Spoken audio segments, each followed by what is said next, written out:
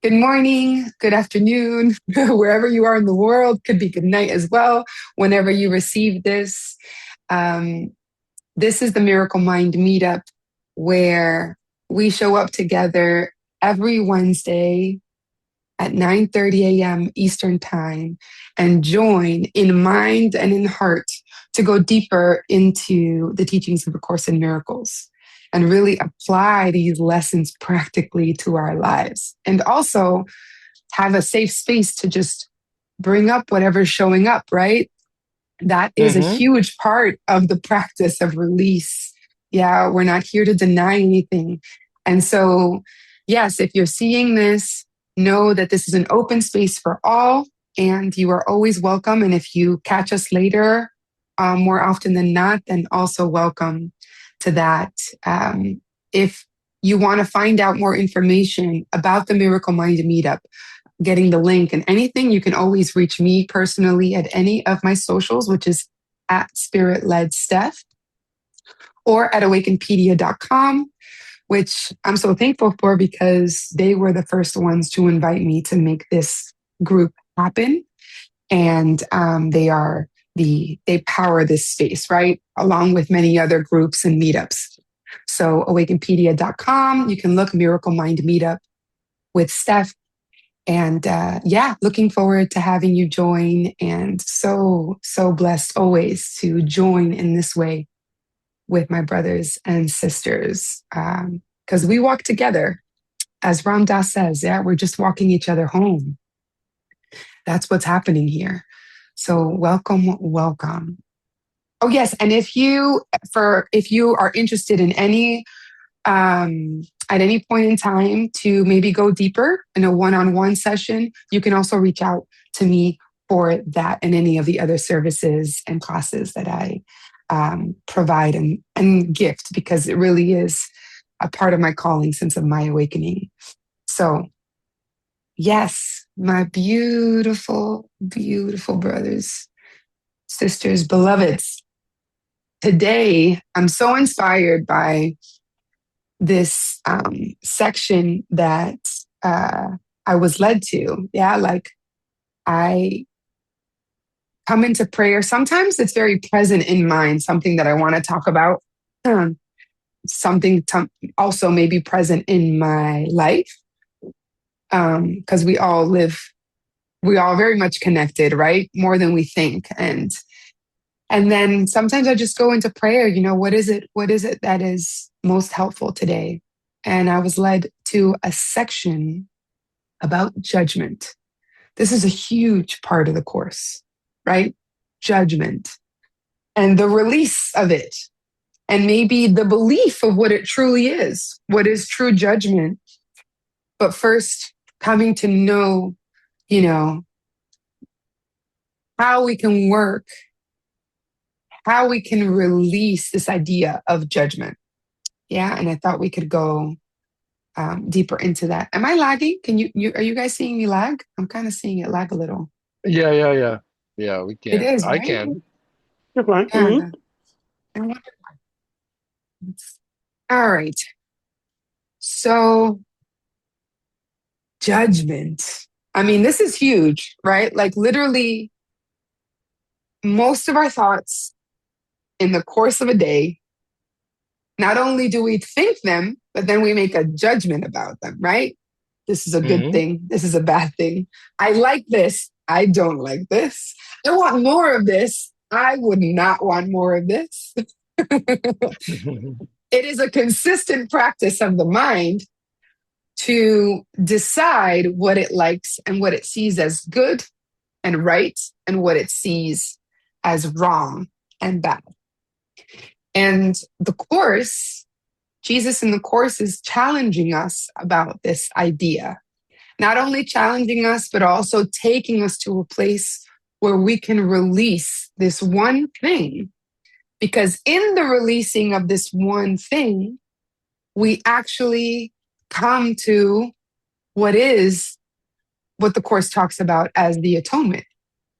In the releasing, in the relinquishing of judgment, we do the first thing of achieving the atonement, of stepping into the atonement. And what is the atonement really, just truly remembering who we are, like really knowing from a very internal place who we are, whose we are, and whose our brother is in relation to us. And our internal state reflects that. And our actions may reflect it, whatever it is. So I thought we could go into that and see what comes up for you and what thoughts, what things come to mind. And if anybody has anything they feel to share as I share the screen so we can go and start reading how we do, I'd love to go reading one by one because I think that really has a beautiful energy to it when each one of us, if we're not driving, right? I remember sometimes so much driving. In the exception of any driver,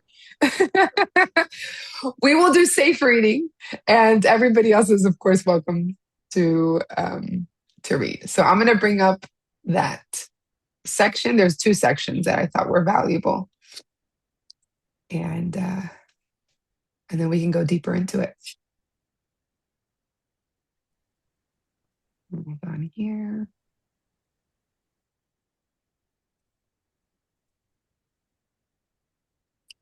Good morning. Good morning. Everyone. Welcome. Good morning. Thank you. Good. It's beautiful today. Yes. Mm-hmm. It's a beautiful day in Miami. I don't know where you are, Stephanie. How is over there? In Venice, Florida. Also pretty close. Oh, okay. And it's beautiful. There's not a sun, not a cloud in the sky. It's only sun. Yeah. What's the name of your city? Venice. Venice. Oh, beautiful, like Venezia. Yeah, like Venice. Mm-hmm. Yeah, very close to Sarasota. Oh, beautiful. Spring waters close. Yes. Mm-hmm. Oh, lovely. One day we visit you over there. I would love that. Please do come and visit me. Oh, yeah. Maybe we can do a little meetup or something here. Oh, there's a lot of nice things to do, trails and things to see, and we can make a weekend for God and just come together, do some readings, do some walks. I would love that. Mm-hmm. Absolutely. Now, see, if I was being judgmental, I would be like, wait a minute, how dare they? I'm in Philadelphia. It's raining, it's cold. We can go to Philadelphia too. We can bring the light. It's 46 degrees. I had to put a raincoat on my dog because he doesn't want to go out in the rain. Oh, see, but I'm not going to judge it. I'm not going to judge it. It's okay. It is what it is. Okay. It just is. Exactly. It just is. That's what's here. Yeah, I lived many years in Hamburg, Germany. Almost 8 years I lived in Germany. Yeah, and it was very much like London. So rain and very cold. Oh my God.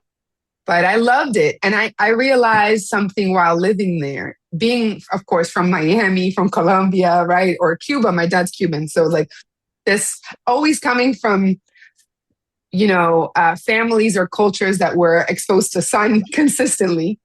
Living in Germany, the north of Germany for almost 8 years, it really, there was a lot of things I learned, but something that I really, really came to understand, and I would say it to people once in a while, was like, you really bring the sun with you, Yeah. Now I know that this is before the Course in Miracles came into my life. And the sun is, we are the sun. Not only are we the son of God, but we are the sun, the light of the earth, right?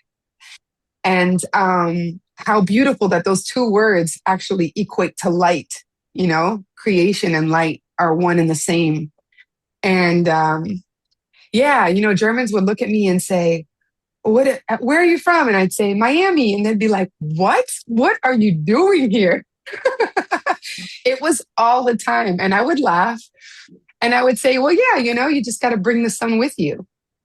And they would, in that moment, they would say, yeah, I guess that's true. And it is true. That's what we're doing all the time. We're remembering to bring the sun into every situation, to remember the sun in our brother, right? So it's like, it's such a beautiful, consistent, ever-present metaphor that I think many of us can relate to. But yeah, those were some beautiful times. I did a lot of stuff over there, and we can talk about it sometime if you ever had some curiosities about Germany. But looking into judgment, gosh, this is so big. This is so big, judgment. I have these two parts here, but I think I want to go into this part first. There's an area, a little section in the course that talks about the last judgment. And this is like, straight to it. Chapter 2 in the text, he doesn't even waste time. He doesn't wait for the last judgment at the very end. He's like, no. Let's get into judgment now because this needs to be cleared. We have a lot of ideas about what the last judgment is. But beyond the last judgment as a thing, this is leading us to understand judgment and how much judgment plays a part in our separation, right? In our forgetfulness of who we are, of the atonement. Because the moment we remember, we shift internally, we make new decisions, and we're in. That's right there. We're at one. That's the atonement. We're back. So, yeah, who would like to read? We can start with this second paragraph. I think it's most effective to start here. So, if anyone feels to read, we can go into it. I'll read. Yeah. Okay. Go ahead. No, go ahead, Mike. Yeah. Go ahead. No, that's all right. No, you go and I'll shift to a bigger screen because I'm on my phone right now. Go ahead. Okay. Mm-hmm. It is necessary for the teacher of God to realize not that he should not judge, but that he cannot. Sorry, hold on. Isn't it? Oh, I think you probably opened the first one I had, right? No, how is judgment relinquished? And it is necessary. How is judgment relinquished? Yeah. No. It's I had those two open, and I had the meaning of the last judgment. So, chapter 2, the meaning of the last judgment. It is. I'm trying to see where you were. All right. Yeah. But starting on paragraph 2.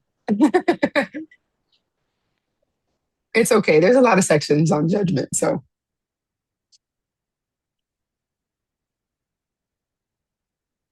Do you see it? So chapter 2, the separation, and then.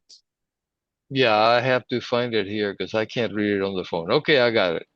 Okay, beautiful. And then starting with paragraph 2, the last judgment is 1.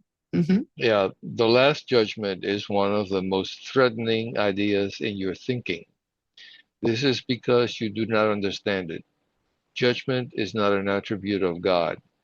It was brought into being only after the separation, when it became one of the many learning devices to be built into the overall plan. Just as the separation occurred over millions of years, the last judgment will extend over a similarly long period, and perhaps even longer one. Its length can, however, be greatly shortened by miracles, the device for shortening but not abolishing time. If a sufficient number become truly miracle-minded, this shortening process can be virtually immeasurable.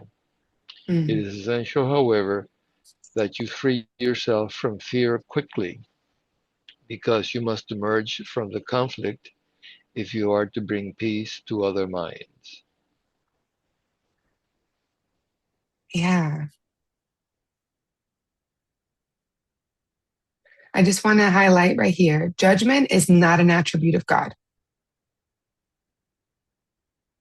Let's start with that, because we've learned judgment to be something that God does, that judges us.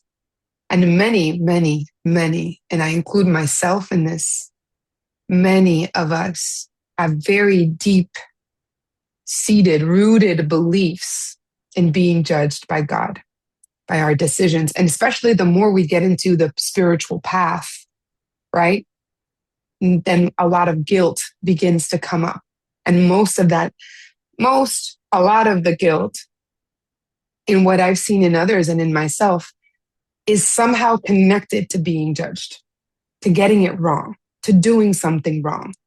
I don't know if that resonates, but I've definitely been there. And so let's remember, judgment is not an attribute of God. Yeah, Suma, go ahead. So, I once I substituted the word God for the word life, it suddenly made sense. Life can't judge me because life just is. Life can't judge me. And the course and all the other teachings along this line, they say God is life. Yes. It's God is a synonym for everything, and it's life. And life doesn't judge me. Life simply is. It's because of those teachings, as you were saying, that we think that we've made God a person, como mommy, papi, who are judging us, and you're a bad girl. In fact, it's Santa Claus. You better watch out. You better not cry. You better not pout. I'm telling you why. He sees you when you're sleeping. He knows when you're awake. He knows if you've been bad or good. So be good for goodness sake, because you're going to hell.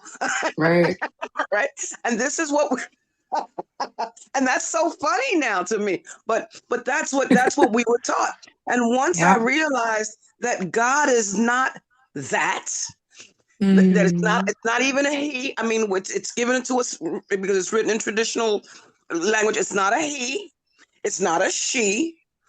In fact, the course the Bible and then the course says that God is the place where we live and move. We have our being in God. If I live in God, then for me, God becomes a place, and that place is everywhere, Oh, I including love where I that. am. So there's no place for judgment. I'm complete on that. I'm complete. Yes. And being a place, it just releases all gender, all personification, all shape and form. Beautiful, beautiful. And to take it even further, right? Like that place is nowhere outside of me. I come to discover that place is something that I take with me, and through it's in my mind, and in that mind I perceive all things. I either perceive it through myself and limited perception, or with God, because God, I'm in the place. I am there.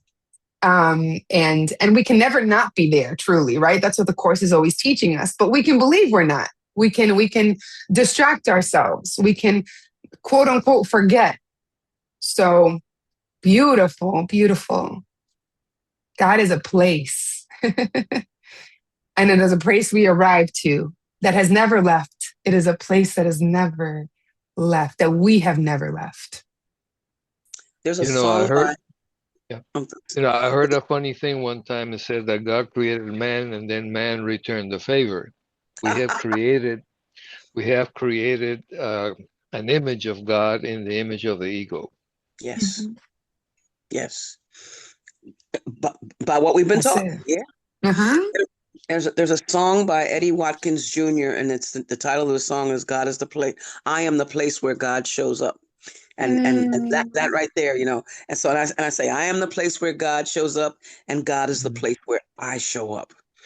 Please send that in the chat.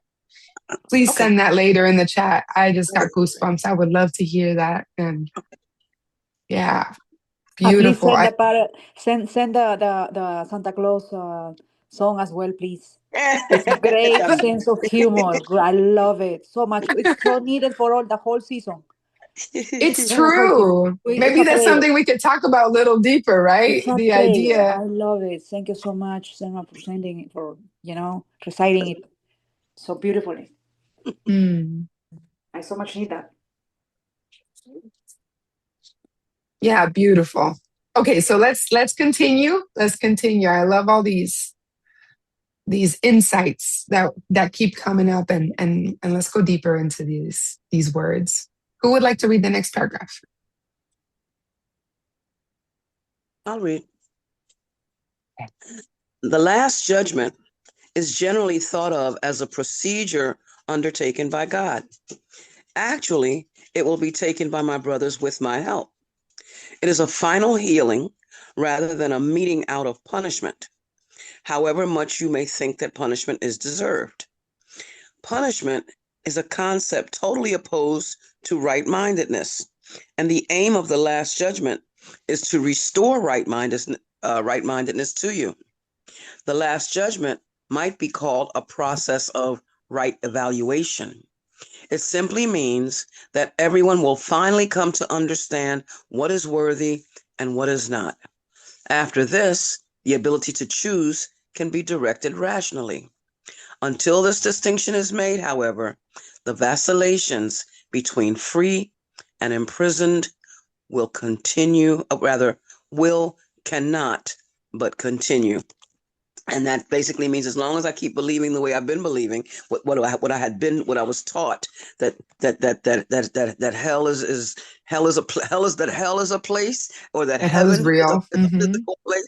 As long as I'm thinking that way, believing that way, I am bound to put myself in a position where, not only for me but for you, because if you didn't do it the way I think you should, then punishment is necessary. And but the Course reminds us that mistakes are for correction and nothing more. Mistakes are for correction and nothing more. There's no need to punish ourselves with whatever. I'm complete. Yes. Isn't it interesting? I just got I'm taking my daughter's little coloring. We have judgment at the top. And then from judgment, what comes next, literally? And what he's talking about, punishment.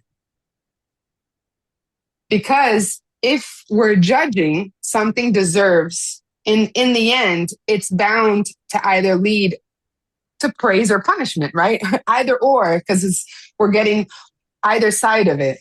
And then punishment leads to what? Punishment leads to what you could call sin or hell, which in many ways, it's pretty much the same thing.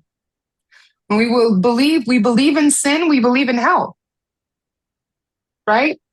And isn't it interesting that as soon, like this, for this to happen, this has to exist. And for this to be possible, this has to be possible, right? And so Jesus is saying, get rid of this. This is where a mistake lies. This is where the misunderstanding lies. Let's talk about judgment. Because when you clean this up, none of this can happen. None of it. Because they're all tied directly one to the other. It's like a domino effect. And he would call it a false domino effect, but it's still something that we very much power. So judgment is really a root of something. And it's here it's talking about the last judgment, but it's going into the idea of judgment itself. So yeah, I just wanted to point that out. That image came and I thought I should share it. So let's keep, what was the last line I thought? Until this distinction is made, however, the vacillations between free and imprisoned will cannot but continue. Vacillations in and out. Yeah. And I also think it's really nice when Mike was reading earlier, how it talks here, just as the separation occurred over millions of years, the last judgment will extend over similarly long period, and perhaps even longer one.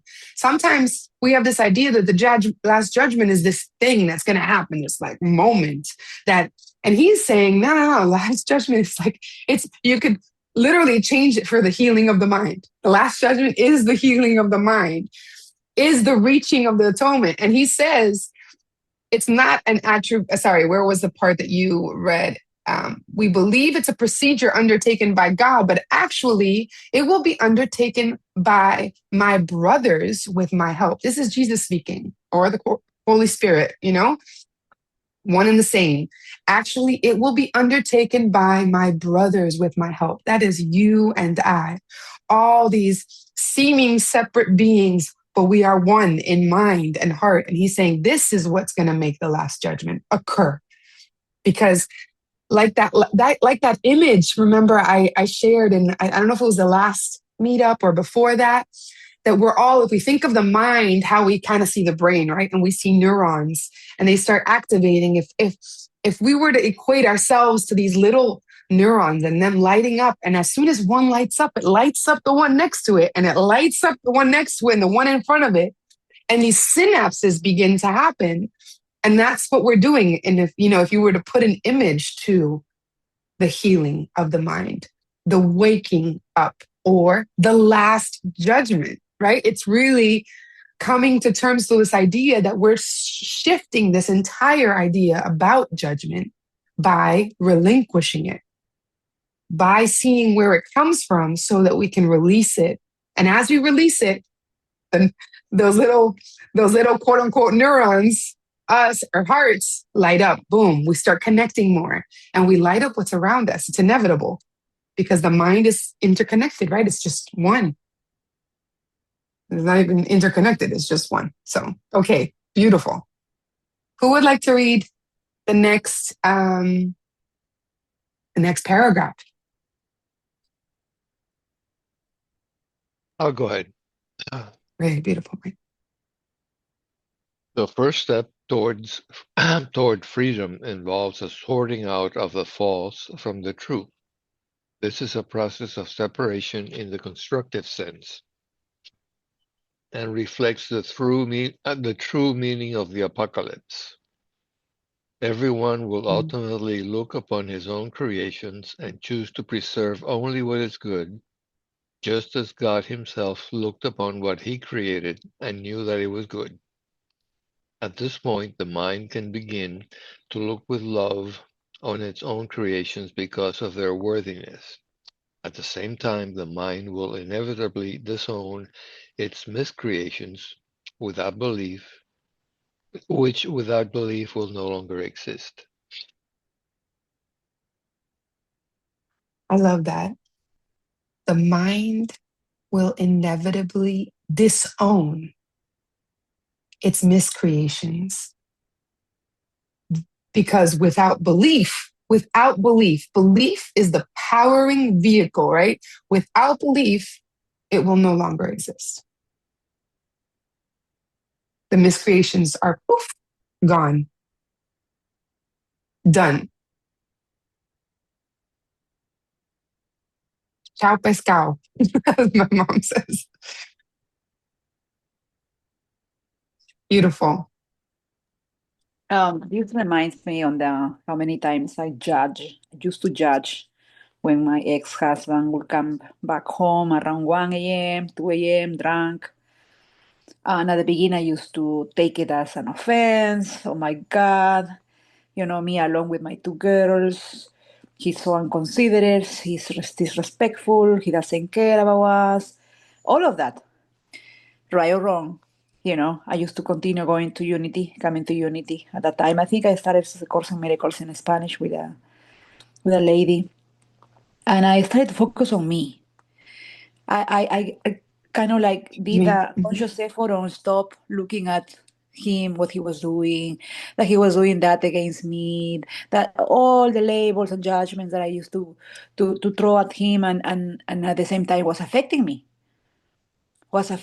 So what I did, I stopped. I had to stop it.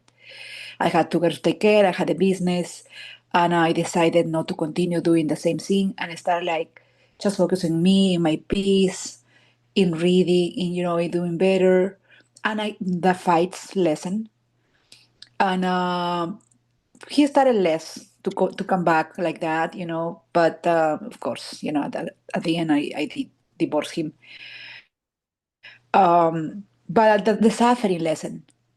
The suffering at some point stopped, and the joy in me started growing. The focus on me, on how I stopped the growth as well, on doing things that were fun and on seeking, on being in areas where I was surrounded with greatness. I started to see the gratitude that there is more in life than just being there, judging and judging. So I found that my happiness was not depending on if he was coming home earlier or staying home or not drinking, my happiness totally, completely. I had to, untangle it. That was depending on how I was treated or mistreated. Mm. So that took me years to consciously come up to that conclusion. That my respect, my value is depending on how I value myself and how I do respect myself, and not how he or somebody else was giving it to me. So that Yeah. shift, yeah, took time to Mhm. come, to grow into that. So thank you. That's what judgment, right now it was, making me think about. Yes. There's this lovely line. I was trying to look it up while you were talking because immediately while you spoke, it came to heart. And I'm going to do my best. I didn't find the line because it's not from the course, but I think, in situations like this, for example, where a brother is on their own journey, Mhm. is choosing a certain path, right? That is part of their curriculum and their learning process, evolution. So and the quote is something towards this, because I think some people would say, okay, well, then if I don't judge, for example, my ex, or in that moment, then I just accept what he does. I just do, and if it's not healthy for me, and I think it's important to distinguish this, just like forgiveness. We do this with forgiveness too, that we believe that if we forgive someone, that means that we must participate in their choices. And those are two separate things. Mhm. To forgive and to love and to not judge are very internal postures. That is an internal place with which when we think of the person, when we are around the person, or, just having them in heart, that is the internal posture. And forgiveness is only true when we are at peace in thinking of the person, when we are in acceptance of what has happened, of what is. But acceptance and forgiveness, just like not judging, does not mean that we continue to participate Mhm. in their choices of Yeah. how they're, in their path. And I think that is important. And the quote is something like, we can't change another, but what we can do is choose to participate or not in the life that they're choosing and how they're treating us, right? Mhm. Yeah. And so that, I think, that could be a very loving choice, to just step away. And yeah, I just wanted to put that out there. So thank you for sharing that, because I think that can get muddy, that can get tricky. And we can bypass ourselves with the terms of forgiveness and non-judgment, thinking that non-judgment means I accept and I keep what's here. But it's really an internal acceptance of the person's space, what they're going through, and our relationship to them. Yeah. Thank you, Isabel, for sharing that. You're welcome.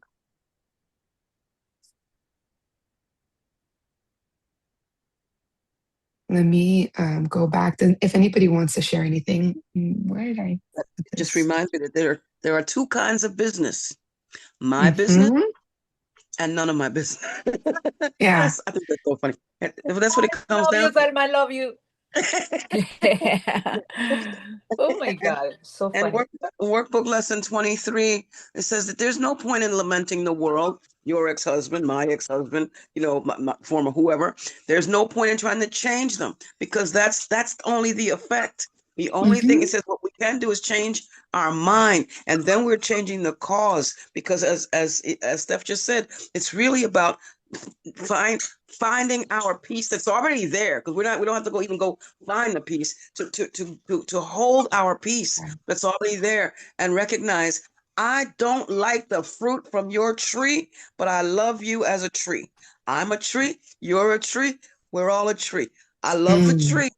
just don't, I don't particularly care for grapefruit. It's just not my, para mí eso es so, it's sour. I can't eat the grapefruit, but I can appreciate the grapefruit tree. Only appreciation, of course, reminds us, only appreciation is an appropriate response. Because if I'm appreciating you, then I have to appreciate me. That's what I'm looking beyond the body and recognizing that even though you don't know that you are God in form, I have to know it, and that's how I keep my peace. I'm complete. Yes. Yes.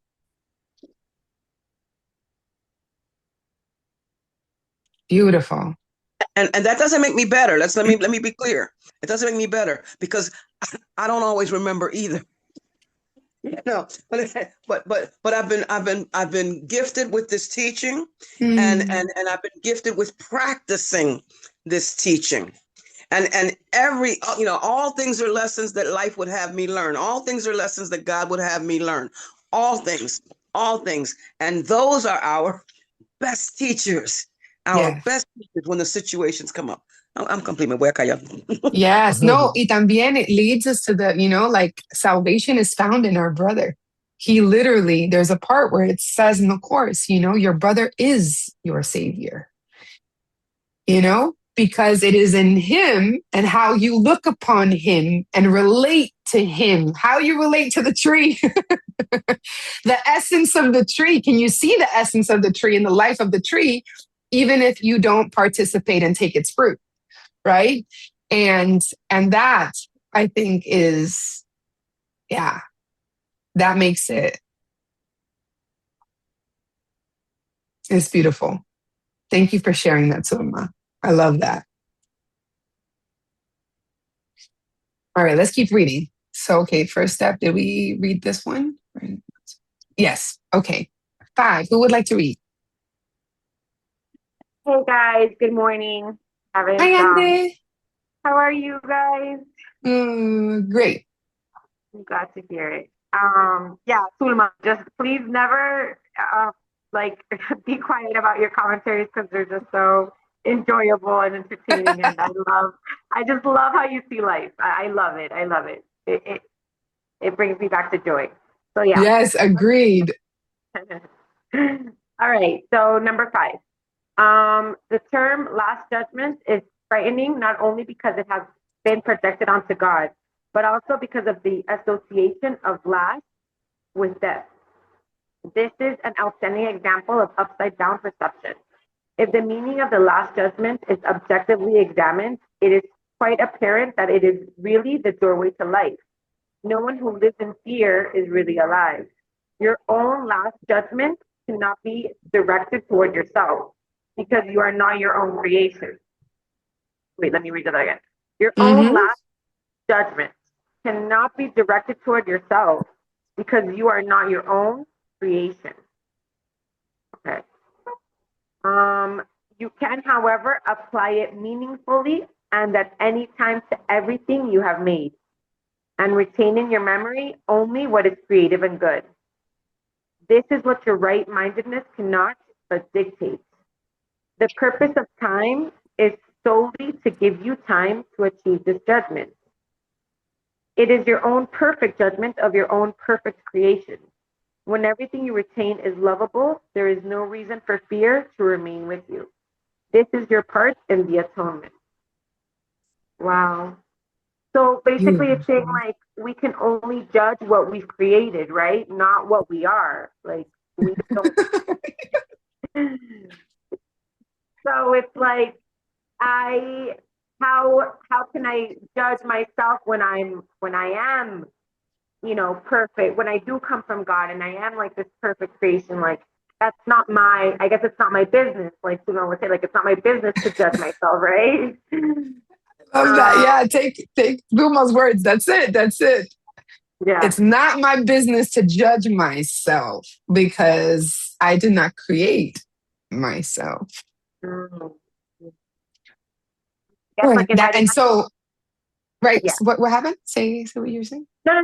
And I was just saying, so I guess like the invitation is to judge only the miscreations, right? Whatever has thrown us away from love and into fear, let's judge that, because obviously that's not truth, right? That's false. That's an illusion. That's a lie. And I guess the invitation is for that, to unbelief, or I don't know the word, to disbelieve the miscreation. The miscreations. There's a word here that's actually beautiful that it said. What was it? I read it earlier. Some miscreations. At the same time, the mind will inevitably disown. Disown is the verb he gives. It's miscreations. Because without belief, and that's what you're saying, Andre, too. Yeah, like no longer believe in the miscreation because it sees the miscreation as false. It identifies its illusory nature because it doesn't come of God. It doesn't come of truth, of life. It doesn't give life. And therefore, it doesn't come from life. And therefore, it can never be eternal. And it never was. But we may power it. Our sleeping mind continues to power it until tolerance is, reaches its point, and then we start to choose a new way. Maybe I've been having this I've been looking at this wrong. Show me a new way, and it leads us to surrender. You're going for one of my favorite passages. It's on page 22 of the course. Tolerance for pain may be high, but it's not without limit. Mm-hmm. There's I mentioned the one about the farmer with the dog on the porch, and the dog is just howling and howling, and this man walks up and says, "My God, your dog, he sounds like he's in a lot of in pain. Well, why does he keep howling like that?" He says, "Oh, because he's laying on a nail." He says, "Well, why doesn't he get up?" He says, "Well, it doesn't hurt enough yet." When it hurts, right? And what you were saying, Steph, the course says that only our allegiance to the ego makes it real.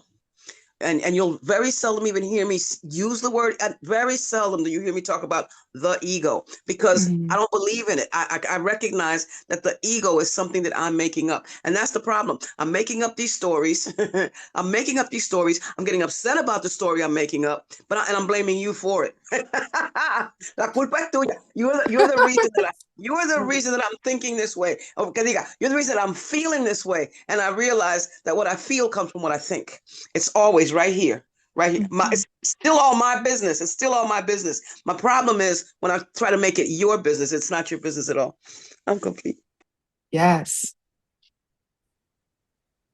And I love that he puts it here, like the purpose of time, right? Because we know time is an illusion, but let's talk about the use of time while we're here, while we're in it, right? And he's saying right here, the purpose of time is solely to give you time to achieve this judgment, because there's only one judgment, right? There's only one true judgment. That's what we're arriving at. That's what we're coming to know. We're releasing miscreations, coming to release identifying the illusions and no longer taking them in, right? Because as we live, we're still going to get doubts. We're still going to get fears. Patterns will come up because as long as we live in this body, the body has an imprint that comes from the past. Like we are taking generational things that are coming from the past. We are carrying it. But the mind, right? We believe,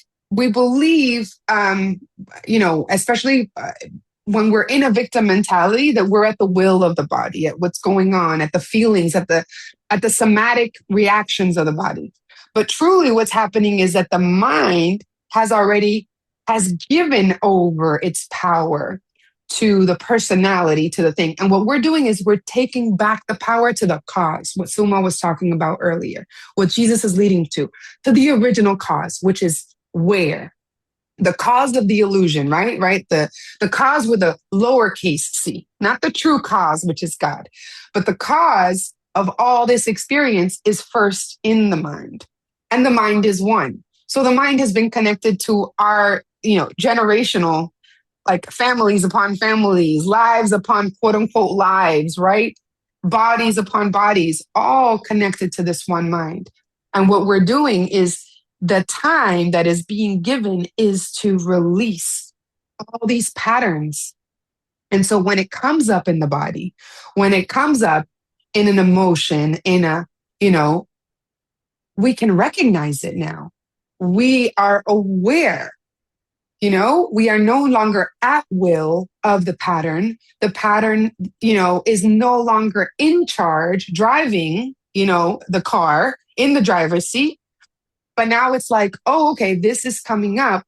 Oh, okay, I'm judging this. Oh, okay, I'm feeling this. But now can I question, like Byron Katie, is it true? Is it true? Right?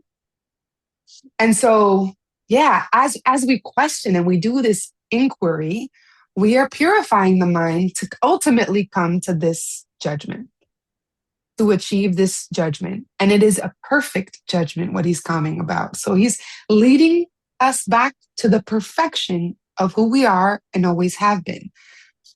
But it's not enough for him to tell us and us be like, oh, okay, yeah, that's good. That's true. That's true. That sounds good. It's like we have to receive it. We have to know it.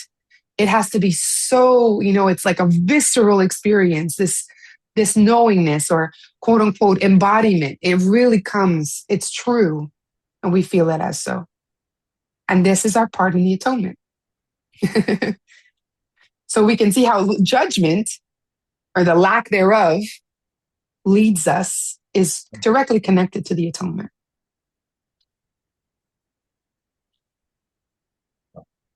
Does that make sense? Absolutely. And what you feel, you want to know if you're judging, how do you feel? If it doesn't feel good,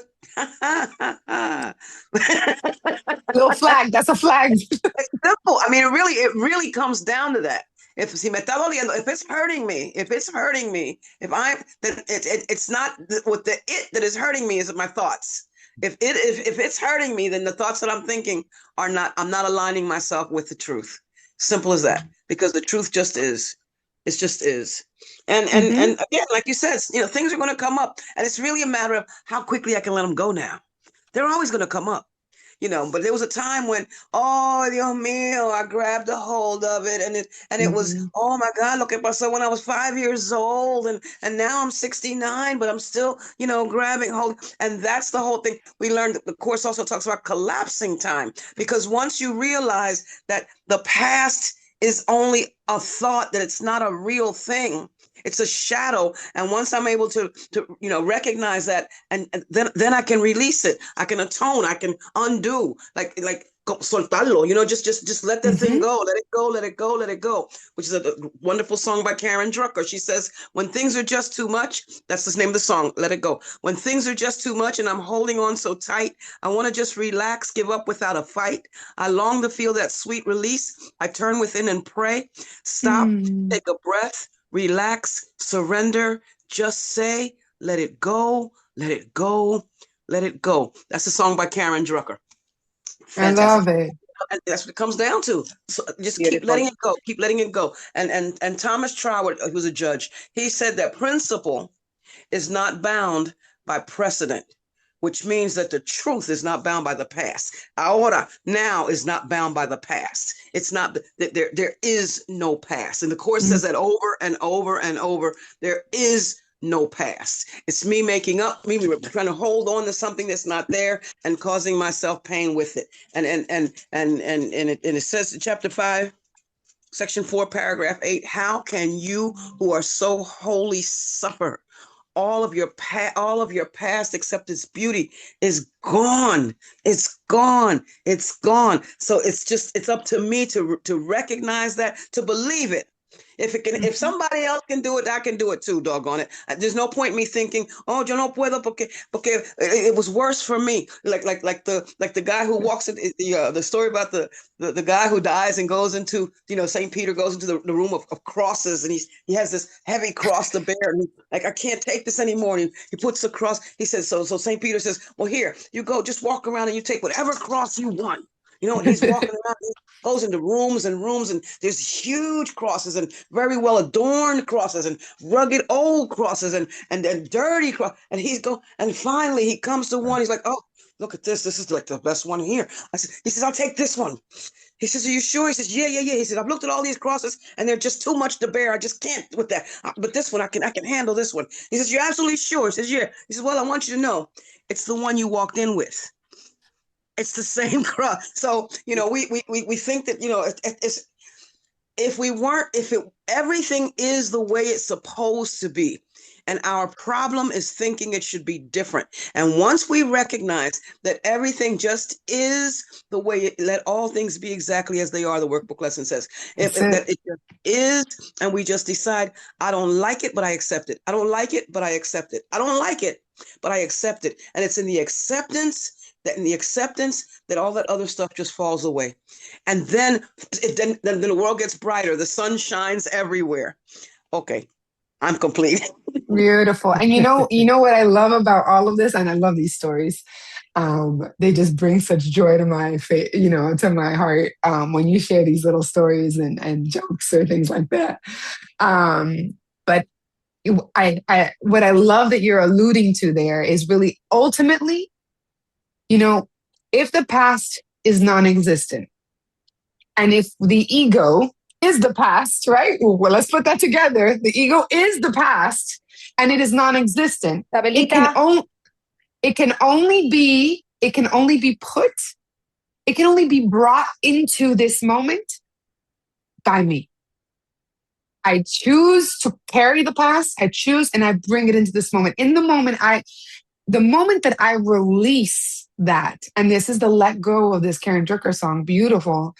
And she even talks about release. The word release is in it. Yeah. It's like you step into the pristine, holy instant, because that is what the instant is always doing that. And only the atonement can only be found, accessed, reached, unveiled in the instant that we release past concepts. And let me tell you, if you're releasing past concepts, which is the precedent, right? If we're releasing that, you better bet that you're not judging. You're literally choosing not to judge what's here. It just is what it is. And so it's, as you can see, like these ideas and teachings always come back to the same thing, back to the present trust, the present, faith, the release of the past, the illusory nature of the ego, and how the ego is the creator of time. The concept of the ego is what creates time. And so we're free of that. We collapse it in the present, and the miracle collapses it because the miracle happens in the present. It doesn't happen in the past. Can't look back on a miracle. Like, can't look back and be like, oh, is it, it's not that. The miracle is happening in the present and only. And it can't happen in the future. You can't plan a miracle either. That's it. That's it. And let me tell you, out of personal experience, and I'm sure you guys can relate to this, the more you release in the present and you really say, like, I know not what this is for. You lead the way. I'm not in charge. All of this again and again. Flight gets canceled. Okay, I know not what this is for. You lead the way. Tire goes flat. I know not what this is for. You lead the way. Let me be truly helpful in whatever is here. Even getting late to school. That's been a thing lately with me and my daughter. And, it's been something I've really brought into like true intention, because I'm like, how is it that I can establish and connect so deeply with the present and the moments of the morning? If any of you have ever had a kid or have had a grandchild that you've had to take to school, you might have been in this situation, or you've been a child who's gone to school and have had your parents rushing or hurrying or intensely on you so that you can get to school on time. And at some point, I just had to release the judgment about what it means to be late, about being late. If we was in it, and I'm bringing this example because it's just another thing that is used by by the ego to create friction between me and my daughter, right? So instead of union, it creates separation. Allows me to become a sort of slave to time, right? Like in that moment, I'm like, okay, we got to do this. And I am not at peace. And like Suma said, as soon as I know how I'm feeling, I know that I don't want that. And yet I have two conflicting goals.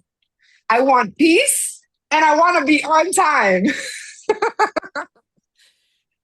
And so, but one is in the world and one goes by the rules of the world and the other one goes to me. And this is not to say that we don't respect people's time and that we don't do things our best to be on time. This is not what I'm saying. But if we're looking into the mind, we can see how there's a belief.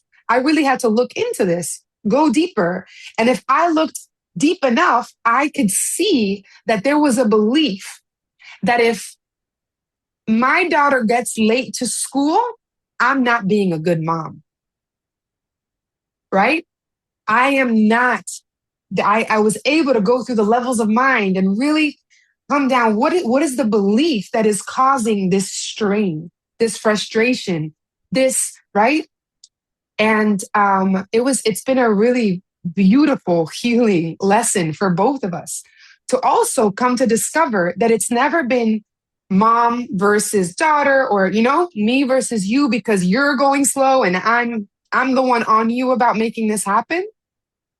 But it's really about mom or me versus, it's really about mom and child or mom and brother or sister versus, in essence, the egoic mind, right? Versus the beliefs, the false beliefs that are creating this dissonance in this moment. And to come to reveal that it's never you versus me. It's us both realizing that there's something within us that we've fallen into, that we've fallen prey to. And time has a way of doing that, right? And we judge ourselves through time. So that's all. That's just something that was very present for me. But it goes back to this idea of judgment and how we can judge. And ultimately, it separates us from our brother. Ultimately, it leads us to more strain and we're out of peace. And it's because there is a belief there. There are underlying beliefs that if we're willing to question them, we can see, is this underlying belief ultimately true? Is it ultimately true, getting stuck in the role of being a good mom? Is this ultimately true? If I know what I am and whose I am, then that goes out the window very quick. But the pattern is there,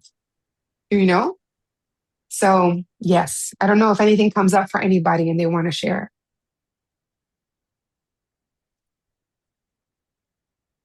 Yeah. What's wrong with me?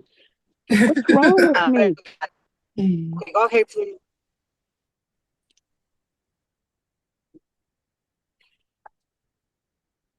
You wanna go, Sulma? You can go. Well, I can relate to that, Stephanie. Yes, about time. It's been my struggle to bring my daughters to school on time. But not just that, at some point I release myself from the stress. So, it was like, okay, 5 minutes late. She said, no, mommy, don't you worry. The teacher will come and she doesn't, take a note until, 9:30. 8:30, something like that. So I was like just relaxing, waiting. I am in a car, waiting. So the last few months after school finish, I try myself to hold on to the stress of being on time. I tried, I used my alarm clock. I was on time in the car. She took some time, trying to get herself nice and cute. So it was on her. I said, okay, she's late. She has to learn because every time that we are the ones doing it for them, we are not helping. We think we are helping, but in reality, we are not. Yes, and they face their own consequences. If they are ashamed because they are late, just let them go through that feeling, and then they will come out of that by doing it better. So that's at the end. That's what I, determined not to stress myself about time, and also So when I was praying, one of my chaplains, and I said, I feel so much about time, doing this on time, and not having the, to arrive to a place late. And time is like, I pressure myself. If I'm doing something that's of joy, I'm kind of like looking at the clock. And he said, yeah, time is so like limitless. Come out of that limitation of time and be in the present moment where you are, if you are reading, if you are working, if you're doing anything. I was like, oh my God, this, it was on and on and on and on about time. Of course, it was extensive, but I came out of the session, out of the prayer, so much light. And nowadays it's like, yeah, I could look the clock sometimes because I'm automatic. I do that, Yes. but I try not to stress myself. And you know what's beautiful about what you're saying, Isabel? But, oh wait, it's cutting off. Say it. I can say Okay. that, but without the stress inside. Like when we are sometimes, disciplining our daughters or guiding them into doing something, we can still do that seriously and firm without the negativity inside us. Because Mike says, whose liver is cooked when you're angry, right? Right. Yeah. Yes. And thank you. Thank you for sharing. And you know what's something, at least in my experience, the moments that I choose peace, no matter if it's interesting, like you can quote unquote feel like you are being late, but I have had real experiences of what I feel either elongations of time or collapsing. I don't know what you want to call it. But the moment I release and I'm like, you know what? We're going to be late. That's okay. That's it. We're just, I choose peace rather than conflict between do you understand? It's like every morning and you've been there. So it's like the moment and I know we're going to be late and we're not. And we're not. And we get there. And I just feel like it's Jesus giving me a wink. Like, I want you to see everything that you just went through, because in your mind, you believed it to be like this. You thought you knew what the result would be. And yet there is only one real choice you have. There's only one real choice. And it's like, know who you are and you are not bound by time. Be present right now. Choose peace right now. And everything else, just, even if I was to get late, and actually for the first time we were this week. And it was like, I also had to get past the fear of, being looked at like, excuse me, ma'am, why is your daughter late? Because in my mind, they start to question, what's going on at home if you have enough tardies or absences or whatever. And I just went up. I went to the office with her. She made through. And it was like, good morning, ma'am. I was like, good morning. She can sign right here. Okay. All right. Have a good day. Have a good day. Bye, everybody. It's just like the most calming late experience. And my daughter looked at me and she was like, it's okay, mom. You see, it's okay. And it doesn't mean that we're going to continuously be late, but it is okay. It is okay because the state of mind, and we were talking about this, me and her this morning, the state of mind is our goal, right? How we approach this moment. It's not about us versus each other and trying to, and I also, I felt guided to do like this little list with her of like the things that she does every morning so she can figure it out herself. Because a big part is, like Isabel was saying, have you done this? Did you do this? Did you put your socks on? Did you put your shoes on? Like, and I feel like a drill sergeant. And I looked at her and I'm just like, I can't do this. This is not my role. I'm here to guide you. I'm here to love you. I want to take you to school and do the things. And it just became so clear. And, this week has been a completely different energy after making that list together and putting these Post-its around. This is step 1. We do step 1 over here. Step 2 is over here. And she doesn't ask me and I don't need to remind her. And we made it a fun thing to draw these things together. So all of this is to say that, these moments of stress, these moments of dysregulation are actually guiding us to more union, to more clarity of what we truly want. They are the flags. Like Suma was saying, if you're feeling it, take note. And how quickly can you release it? This is the gift we've been given. Beautiful, beautiful.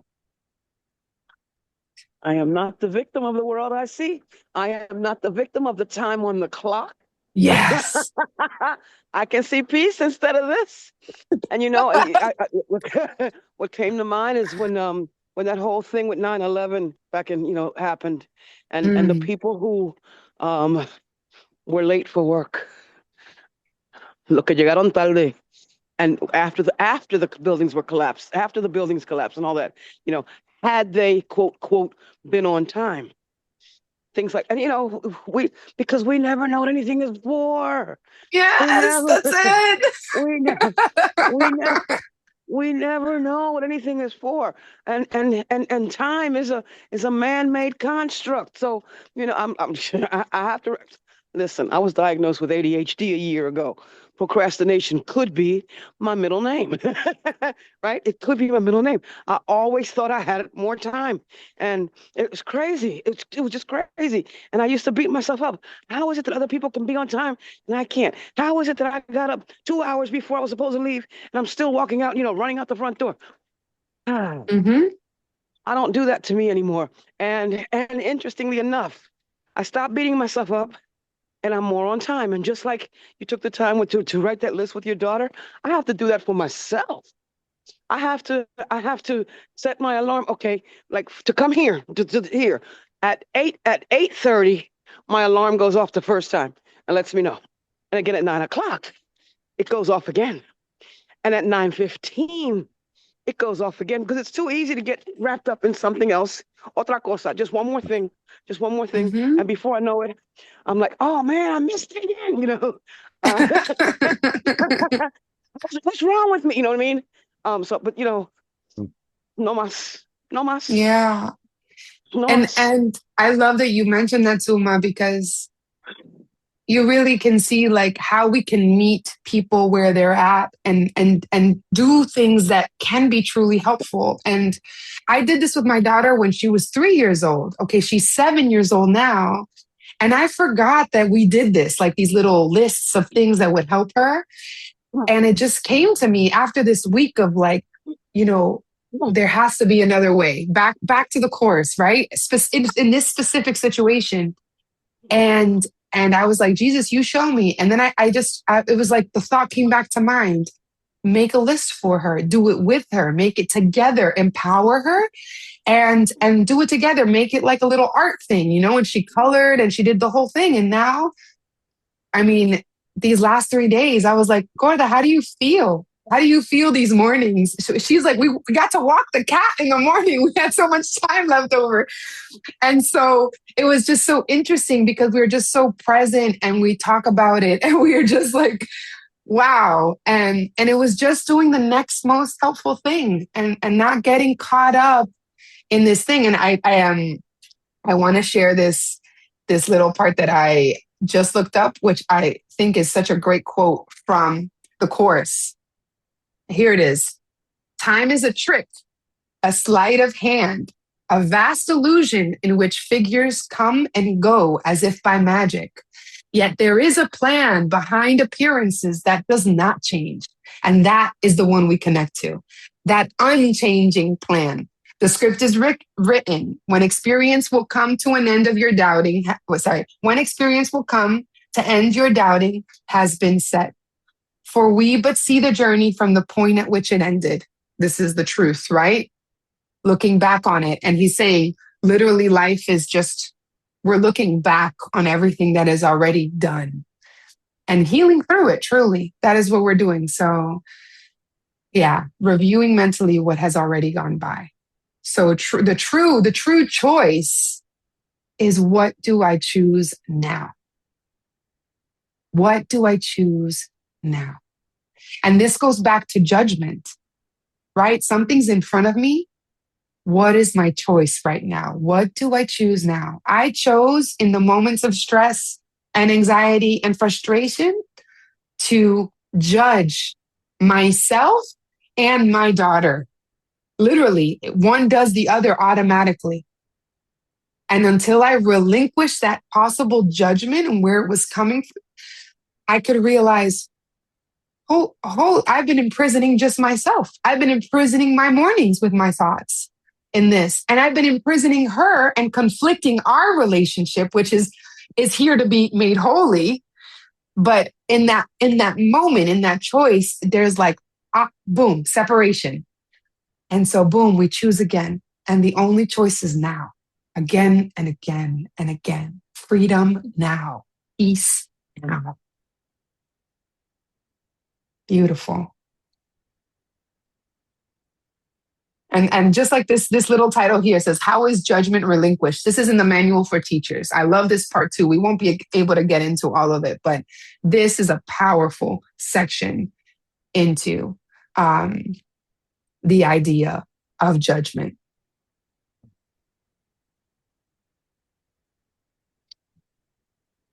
Yeah.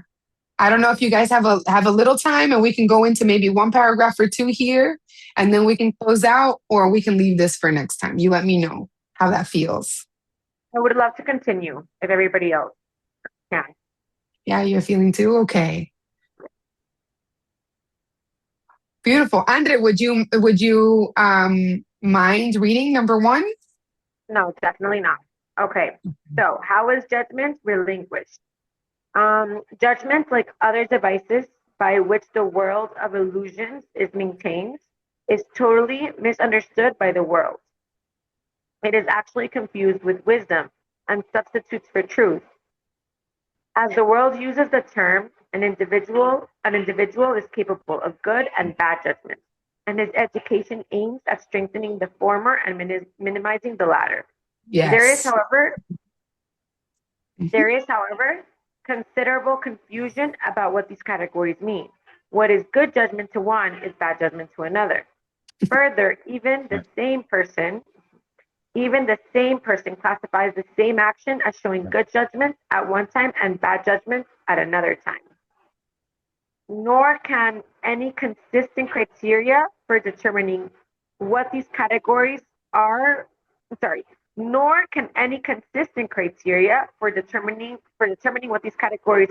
be really taught. At any time, the student may disagree with what his would-be teacher says about them, and the teacher himself may well be inconsistent in what he believes. Good judgment in these terms does not mean anything. No more does bad. Yes, and it's mentioning teacher here because this is the manual for teachers, right? The teachers of God. And just to clarify, who are the teachers of God? Those who choose to be. Those who accept the role of being a teacher of God. And it doesn't mean that they actually teach and have a board and do the diggy, right? They are just showing up with love in wherever they are, whether it's construction, whether it's cleaning a house, whether it's teaching at a university, right? Whether it's in my family, whatever it is a mind that has chosen to, teach from love, to live, to be an example of love. That is a teacher of God. So that's why he uses the term teacher and student, because he's going deeper into this sort of relationship. But yes, ultimately, good judgment means nothing, is what he's saying. And bad means nothing, because sometimes the same action could be good here and could be bad here. And so he's like, so what's the criteria? How do we really decide what's good and bad? Right. Mm-hmm. Yeah. Yeah, it's very conditional.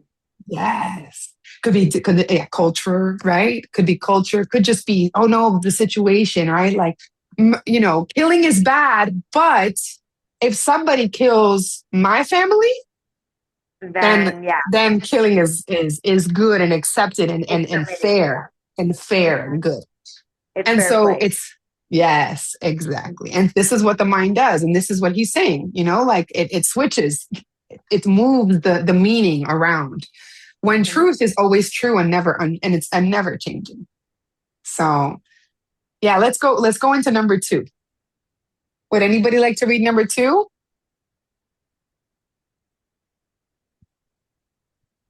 You want me If to anybody continue? feels to, sure. If you feel to, sure. Okay, awesome. It is necessary for the teacher of God to realize not that he should not judge, but that he cannot. In giving up judgment, he is merely giving up what he did not have. Oh, that's beautiful.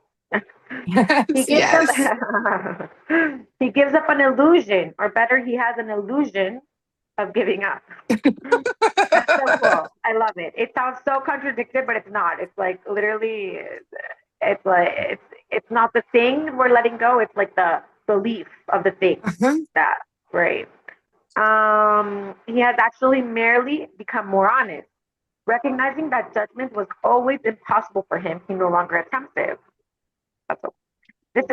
This is no sacrifice. On the contrary, he puts himself in a position where judgment through him. Wait, sorry. This is no Mhm. sacrifice. On the contrary, he puts himself in a position where judgment through him rather than by him can occur. Okay. And Mhm. this judgment is neither good nor bad. It is the only judgment there is, and it is only one. God's Son is guiltless, and sin does not exist. Wow. Wow. That is the only judgment, correct? Like That that is. none of us are guilt, all of us are guiltless, and sin does not exist. So when they say through him, it's kind of like living that truth, embodying it, so everyone else remembers as well. Yeah, through him is letting the Holy Spirit lead, quote unquote, judgment. And he's saying, and the only real judgment is knowing the innocence of your brother, which is your knowing Your the own innocence and recognizing it in them is automatically recognizing it in powerful. yourself. Yeah. And that is the only judgment that exists. But it's hard for us to believe that internally and at a very root unconscious level. That's why the guilt has to come up, because it is covering up this pristine diamond of pure truth that is telling us that we are innocent, pure, whole, and forever, ever one with our Creator. You know? Yeah. This is so beautiful. Yeah, this is such a beautiful part to come to this. So, he puts himself in a position where judgment is done through him. So now it's not Steph judging, it's not Sulma judging, it's not Andrea judging or Mike. It's Steph, Dulma, Mike, Andrea, Lori. It's all of us allowing judgment to happen through us, allowing the right vision, right mindedness to make the judgment. And so we step back with our past concepts and past knowing, and we allow for it to come through, for spirit to show us the truth. And more it becomes more and more of a habit of a releasing, a handing over.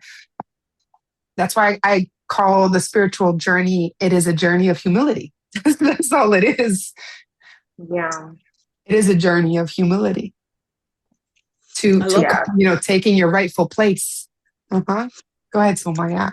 I love the first sentence of this paragraph, and I'd like to read the next paragraph for this very reason. The first sentence says, it's necessary for the teacher of God to realize not that he should not judge, but that he cannot. He cannot, because you remember me telling me about the communication, the visual communication teacher who showed the class a painting of an apple and asked us what it was. And we said, oh, it's an apple. It's beautiful. It's an apple. And he's asking, anybody disagree with that? I'm like, no, it's an apple. And he said, well, no, it's not an apple. It's a painting of an apple. So we don't judge the thing. It's our thoughts that we're judging about the thing. It's never the thing. That's why we're never upset for the reason we think. But anyway, we really can't judge. But the next paragraph goes into that, and I'd like to read that one when you're ready. Yes, beautiful. Let's go. I'm feeling it. The aim of our curriculum, unlike the goal of the world's learning, is the recognition that judgment in the usual sense is impossible. This is not an opinion, but a fact. Here it is. In order to judge anything rightly, one would have to be fully aware of an inconceivably wide range of things, past, present, and to come. One would have to recognize in advance all the effects of his judgments on everyone and everything involved in them in any way. And one would have to be certain there is no distortion in his perception so that his judgment would be wholly fair to everyone on whom it rests now and in the future. Who is in a position to do this? Who, except in grandiose fantasies, would claim this for himself? I love that. I can't, I would have to know the three, what I say, we never know the 360 of anything. We don't know the 360 degrees of anything. If I'm, even right now, I can see the front of you. I can't tell what the back of your top looks like. I can't tell what the bottom that you have on, if you have one on, is. None of that, right? None of that. But we take a snapshot and we make a whole picture out of it. We make a Image, whole, yes. and we don't have the whole story. We never have the whole story. And what we have is only our story. All I have is my story about if each of us right now want to say, oh well, what does Steph have on? Everybody's going to say something. I'm noticing the ribbon in your hair. I don't know what kind of ribbon. Somebody might say, oh, no, it's not a ribbon. It's a feather. Oh, yeah. You know what I mean? We all have our own perception, which is, that was, by the way, what caught my eye. First thing when you came up. Oh, Anyway, yeah. and we all have our own perception, and my perception is not right. And that's when I can start to let spirit work through me, as opposed to trying to, just where it says, don't judge by appearances, because it's not that. It's never that. That's only what I think it is. And I'm complete. That's it. And you know why? This is why social media has become so, let's say, quote unquote, within the world, a very powerful tool. And it can be very easily and very much has been used by the egoic side of the mind, right? We see a snapshot or many snapshots of a person, of a coach, of a, entrepreneur, of an artist, of a thing. And we make a story attached to that snapshot. We define it. We think, we make a story, a family, a happy family, homeschooling their kids, whatever it is. I mean, the list goes on, right? People living happily with a dog or whatever. It is a beautiful, actually, place to really practice watching the mind, because it is so easy. I mean, we do it all the time with each other, just by even meeting each other in person and thinking we know what this person's life is about, even when they're sharing a part of their life. It's still a snapshot. It's still a part of an appearance. And the appearances are false, right? We can never, it's always deemed by our interpretation. Like you said, it's always my story, and that's my business. My story is my business, and that's all that it is. It's equally, and I'm just bringing it in again and again. And so we do not know. This is back to humility. We do not know. We cannot see. And the one who can see can work through us. What a gift. What a gift to remember there is one who can see, and it is the light of truth in our mind. And we have consistent and forever access to it because it's part of who we are. Yeah. And so it's like, boom, this shift, right? It's not about me figuring this out. It is not me. It is me finding my rightful place, stepping back and allowing he, she, it, the space, the light that knows the truth to come through, and me releasing the past, the concepts, the reactions, and coming into this moment, just open, curious and open. So beautiful. And the end, right? Who is in the position to do this, to know all these things? Yeah.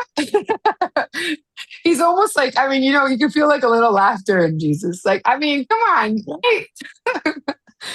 Oh my gosh. All right, let's go. Let's keep on, because I maybe we can close off. There's not much to this, I think. There's 3 more. We can read all the way through. Would anybody like to read number 4?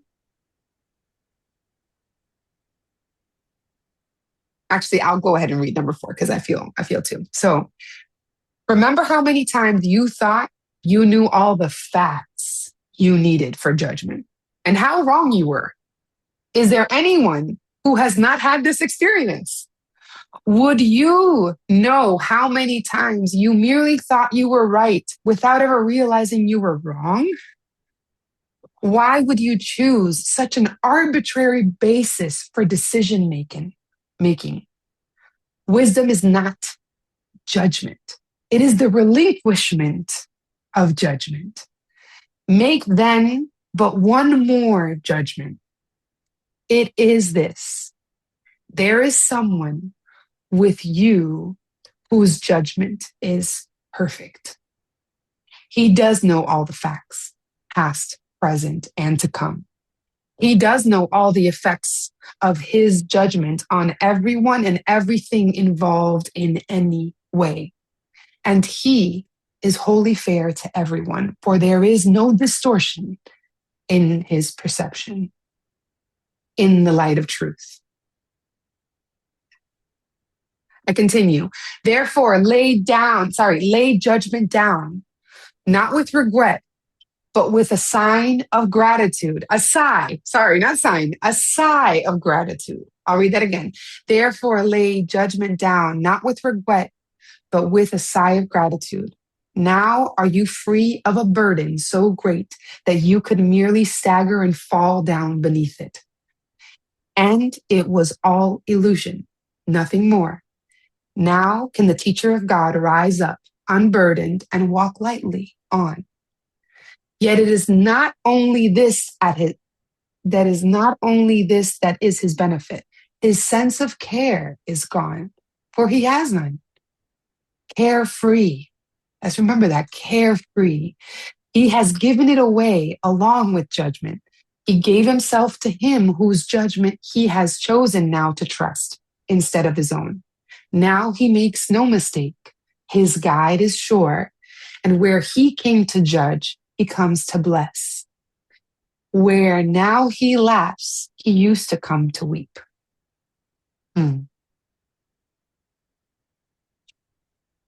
This is the switch, right? This is the turn.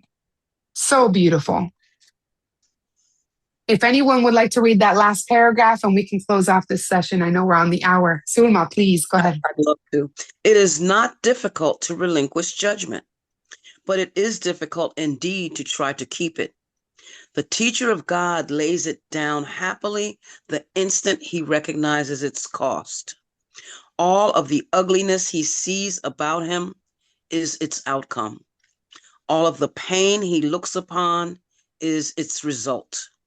All of the loneliness and sense of loss, of passing time and growing hopelessness, of sickening despair and fear of death, all these have come of it. And now he knows that these things need not be. Not one is true. For he has given up their cause, and they which never were, but the effects of his mistaken choice, have fallen from him. Teacher of God, this step will bring you peace. Can it be difficult to want but this? No comment, no comment, no comment.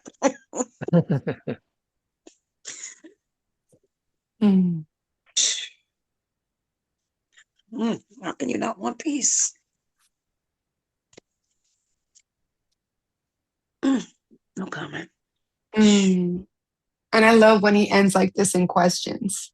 It's a rhetorical, like, really? You know, do you see what I see? Do you see what I see? I mean, like, it's so beautiful and conversational and like, just like, come on. I know you're with me in this. Thank you. Thank you all for joining in this way. You know, this is an internal compass. This book is a compass that when we also may release the book, you know, the idea, the essence is planted within us. And this is just the book is a signifier, a pointer to the truth of the compass that has always been within us, of the guide that has always been waiting to lead us through this moment, through this season, whatever is here. And so, how beautiful to join together and remember this together. It just makes it more powerful. You can really feel the joy in the joining. Forget joining with an I, it's joining with a Y.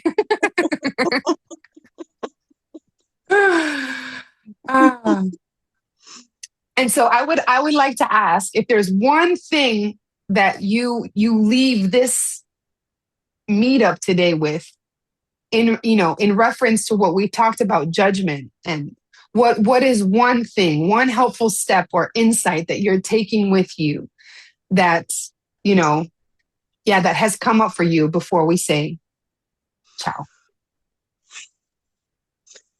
For me, it would be that there's no way that I can think that I'm absolutely right when I've been mistaken before. If I've been mistaken before, then it's possible that I can be mistaken right now. Mm. Beautiful. Yeah. Lori or Mike or Andrea, if you have anything that feels present to share on one thing that you can take with you today with what we've gone through. Well, one thing is about the use of time. When we may try to feel guilty that I know that I should be at peace, but I'm not. The important thing is just to recognize that you have a willingness and that you're not ready for it right now, but that's what you want, and time is for healing. Just we forgive ourselves. Yeah, I have this resentment coming up, and I see it's there, and I know I don't want it, but I'm not quite ready to let it go right now. Perfect. Becoming aware of that is what you need to do, and know that you can just allow yourself time, and it will fade in time, whatever time you need. I love that. That makes me think, time can either be, if we can either remind ourselves, time can be a trap or it can be used to heal, and the truth is that time is, like in that moment. I love that you said time, and this is what he was saying, time is for healing. This is the only use of time. Beautiful. And we have to have mercy with ourselves when we recognize that we're not quite ready to be there. We'd like to be there, but we're not quite ready. That's okay. Just be aware of that, and be aware that you can get there when you have given yourself whatever time you need to get there. Yeah, because you know what's funny? Then we'd be judging. We would literally, speaking of judgment, we'd be judging the fact that we judged and that we feel bad for judging. And now we're judging ourselves because we judged. And then it's just this eternal cycle of judging. And so how do we release the judgment? And it's exactly what you're saying, Mike. I give myself grace and mercy as God, as Spirit would, as the true me would recognize. And that stops any cycle because I step into truth. Beautiful. We're judging the judgment. Oh my gosh.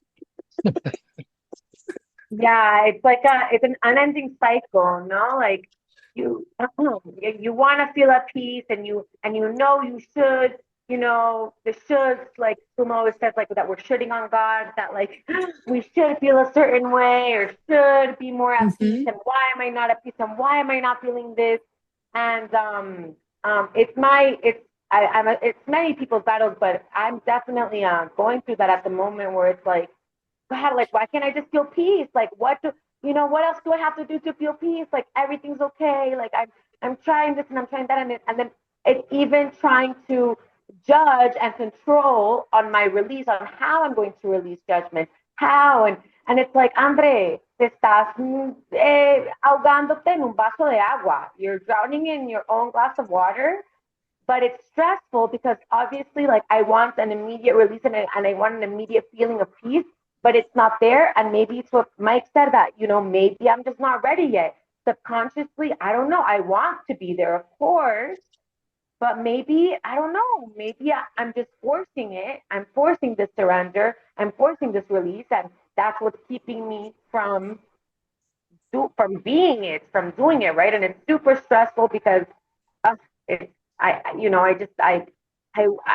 it's like when what's there for you, but it's like out of Mm, reach. Like, God's love and you felt it before, and I'm living in the past of like, oh, but I felt it before. I can get there again. Like, what do I have to do, God, to just blah blah blah? And I start the mind starts taking control, and it's like, Andre, don't like that. It's let go, yeah. deja que sea como tiene que ser. Even in your chaos, let there be chaos. Let yourself be in chaos, because if you don't accept it, you're not, you're, it's never gonna end. It's never gonna end. So, yeah. It reminds me, Andre, this is the judging the judgment. This is what we're talking about. And it reminds me of this beautiful, just closing off, this beautiful phrase that Rupert Spira, I don't know the way, maybe I'm pronouncing it wrong, that he was saying after a meditation. And I think I might have shared this before, but it's just so powerful. And it's, what would suffering be without resistance? What would suffering be without resistance? Right. Well, What would nothing. suffering, could it even be classified as suffering if we did not resist it? And No. so it really ties to how suffering is enabled and continued and identified through resistance.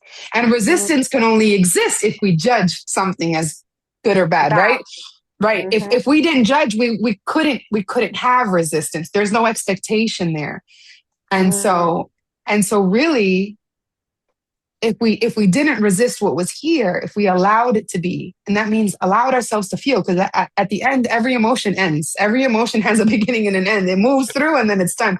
So really giving ourselves that grace, back to what Mike is saying, that mercy is choosing not to judge yourself for whatever is showing up in the moment. And that in itself is like this underlying piece that's like the bottom of the ocean that is still and forever, containing, while the top is wavy and choppy and there's a storm going on. That bottom is still part of you. And that's the choice you make. But when we have the top that's wavy and then we decide to make the bottom wavy, and then it just feels like there's no way, and the truth is that the bottom is always serene and always calm, and we can always access that bottom. That is the light of truth within. Yeah.